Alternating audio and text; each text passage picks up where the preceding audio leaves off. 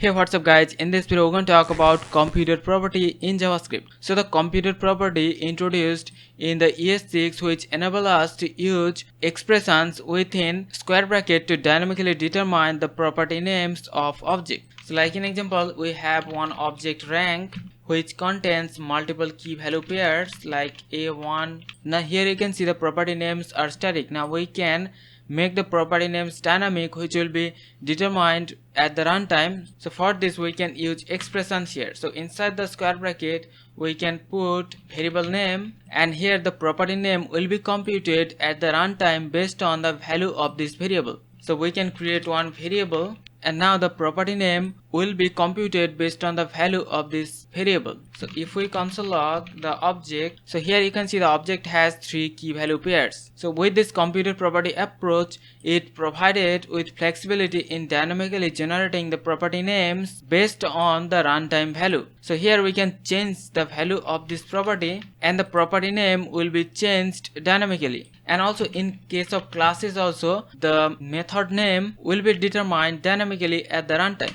So suppose we have one class person with the constructor name and it has the name property. Now also can have one get method and the name of the method can be dynamic. So we can use the pair of square bracket and we can use one expression, and we're gonna simply console log the name of that person. Now here the get method name will be decided at the runtime based on the value of this expression. So we can create one variable, like the variable can have the value username.